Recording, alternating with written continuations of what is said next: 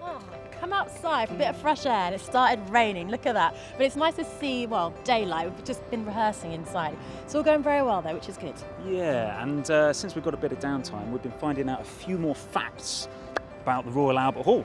So, rather unsurprisingly, the Royal Albert Hall was commissioned by Prince Albert, who was Queen Victoria's consort at the time. And he did it because he basically wanted to develop an appreciation of the arts and sciences within this local area.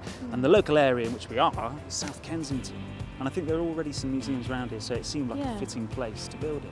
And it's a Grade 1 listed building, which you can appreciate because it is so beautiful. You don't want anything to happen to that. And it's been in constant use since it was opened in March 1871. And they use it for loads of different things, like music events, like what we're doing, for public meetings, for award ceremonies, and they've even played tennis inside there as well. Yeah? Yeah, friends of mine have been, they loved it.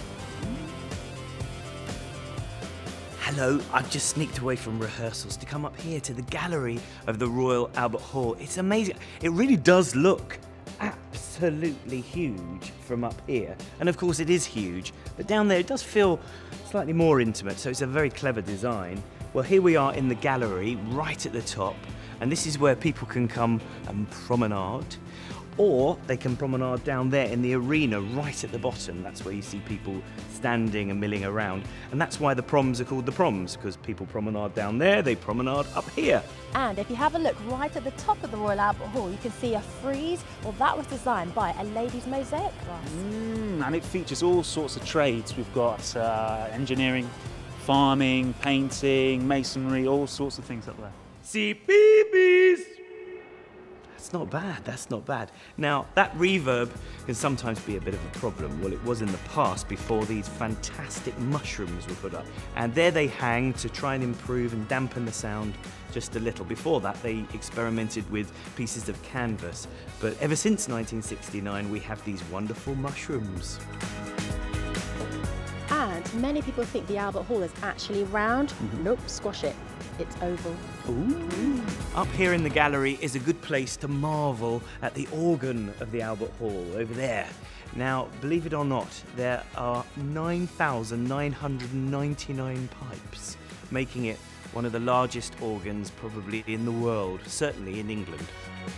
The proms were the brainchild of the impresario Robert Newman, who wanted to bring serious music to as many people as possible. Well, that dream was shared by the founder-conductor, Sir Henry Wood, whose statue's over there.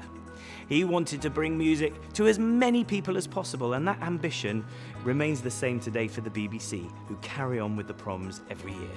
So the proms only moved to the Royal Albert Hall because of a terrible thing. Basically, the proms used to be at the Queen's Hall in Langham Place, but in 1941 it got bombed, so they moved it here, and so she had her turn, and it was time for his building.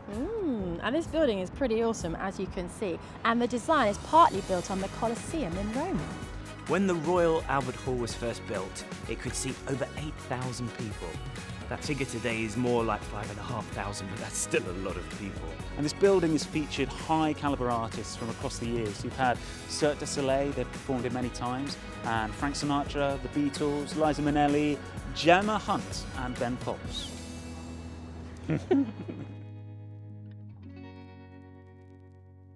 This is CBeebies on YouTube. Find even more fun and games for your child at the CBeebies website.